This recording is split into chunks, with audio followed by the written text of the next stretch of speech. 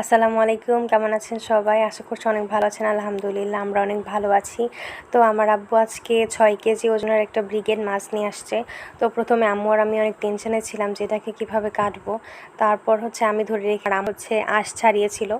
পরক্ষণে হচ্ছে আম্মুর এত টেনশন, মানে আম্মু আর আমি অনেক টেনশন করতেছিলাম যে কীভাবে কী করব, কারণ আম্মু মাছ তেমন কাটতে পারে না আর আমি তো মাছ কাটতেই পারি না। তারপরে হচ্ছে বাড়িওয়ালা নানুর যে কাজ করে মহিলা, ওই নানু হচ্ছে দূর থেকে দেখতে পারছে যে আমরা টেনশন করতেছি কীভাবে কাটবো। পরে সে বললো, আম্মুকে বলতেছে যে খালা আপনি ধরেন, আমি কেটে দিচ্ছি।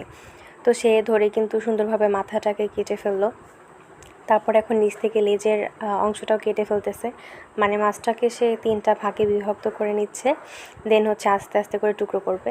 তো এই যে মাছের মাথাটা কেটে রেখেছে, তো এটা নিয়ে আমি একটু দুষ্টামি করতেছিলাম। আসলে মাছ তো কাটতে পারি না, তাই একটু দুষ্টামি করতেছিলাম। তো এই যে দেখেন মাছের মাথাটাও কিন্তু অনেক বড়। অনেকে যারা মাছের মাথা খেতে পছন্দ করেন তারা কিন্তু এটা এভাবে মানে আস্তভাবে রেখে খেতে পারেন, বাট আমাদের বাসায় মাছের মাথা তেমন কেউ পছন্দ করে না। আর এটাই কিন্তু এই যে ডিম হয়েছিল, মাছটা যত বড় ছিল তুলনামূলক কিন্তু ডিম খুব কমই হয়েছে। আর ডিম খুব কম যদি হয় তাহলে কিন্তু মাছের টেস্ট থাকে, আর যদি মাছের মধ্যে ডিম বেশি হয় তাহলে কিন্তু টেস্ট থাকে না। আর এর মধ্যে পেটি ছিল অনেক, তো আম্মু ডিম পেটি এগুলো হচ্ছে আলাদা করে নিচ্ছিল পরিষ্কার করে। আর ওই পাশে ওই নানু কিন্তু মাছগুলোকে ছোট ছোট করে টুকরো করে ফেলতেছিল। আর আমি কি করব, আমি বসে বসে হচ্ছে ভিডিও করতেছিলাম। এই যে তারপর হচ্ছে সে কিন্তু আস্তে আস্তে করে মাছগুলোকে সুন্দরভাবে টুকরো টুকরো করে ফেলতেছে। আর তারপর হচ্ছে মাছের মাথাটাকে আম্মু এভাবে করে রাখলো, বলতেছিল যে খালা এটাকে একটু ছোট করে দেন। আসলে মানে এত বড় মাছের মাথা এটা বটিতে ধরতেছিল না। তো ওই নানু বলল যে এটাকে সাইড থেকে ছোট ছোট করে কেটে নিয়েছে, এখন বলল যে এটা হচ্ছে দাও দিয়ে কাটতে হবে। বড় যে দা থাকে নারিকেল কাটার জন্য, সেই দা দিয়ে হচ্ছে এটাকে কাটতে হবে। তারপর নানু হচ্ছে এখানে ছোট মাছগুলোকে পিস করে দিচ্ছিল, আর আম্মুকে দেখাচ্ছিল যে এভাবে করবো কিনা। আসলে আমরা তেমন খুব কমই খাই, ছোটো এক পিস মাছ হলেই কিন্তু আমাদের একজনের হয়ে যায়। আর সেই ক্ষেত্রে এই মাছ মানে অনেক বড় বড় পিস ছিল, তো একটু ছোট ছোট করেই করতে বললো যে খালা একটু ছোট ছোট করেই পিস করেন, আসলে আমরা এত বড় পিসের মাছ খাই না। তারপরে হচ্ছে এখানে এখন এই নানু হচ্ছে খুব ছোটোভাবে, মানে খুব সুন্দরভাবে ছোট ছোট করে স্লাইস করে কিন্তু মাথাগুলোকে কেটে দিচ্ছিল, খণ্ডিত করে দিচ্ছিল।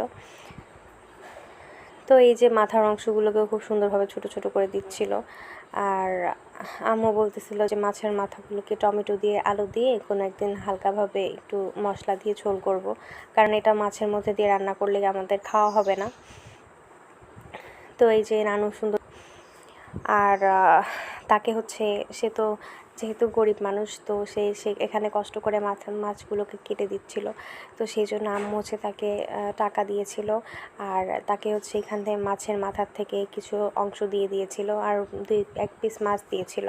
মানে সে বলতেছিল যে বড় মাছের মাথা দিয়ে মুগের ডাল খেতে নাকি খুব মজা হয়, তো আম্মু মাথা দিয়ে দিয়েছিল, বলছিল যে আপনি খালা আপনি খেয়ে নিন। তারপরে মাছগুলোকে আম্মু ধুয়ে টুয়ে আমার কাছে পলিথিন করে দিল। আমি কিন্তু ফ্রিজে খুব সুন্দরভাবে গুছিয়ে রাখতে এসেছি, তো আমি ফ্রিজে কিন্তু খুব সুন্দরভাবে গুছিয়ে রেখে দিয়েছি। আর আম্মু ওই পাশে আজকে যেটা রান্না করবে সেটা হচ্ছে আম্মু নিয়ে নিয়েছে। আর এই যে আজকে এখানে 4 পিস মাছ ভুনা করবে, আর হচ্ছে ভুনা করবে না, পটল আর আলু দিয়ে রান্না করবে। আর এখানে মশলা বেটে রাখা হয়েছে, আর এখানে হচ্ছে মাছের ডিম প্লাস ওই যে মাছের যে পেটিটা ছিল সেটাও রাখা হয়েছে। তারপরে এই যে মাছের ডিম রান্না করছে, এর মধ্যেই কিন্তু অল্প একটু পেটি দিয়েছিল, আর পেটির থেকে কিন্তু খুব তেল বের হয়। আর তাছাড়াও মাছের ডিম রান্না করতে গেলে একটু বেশি করে তেল দিতে হয়।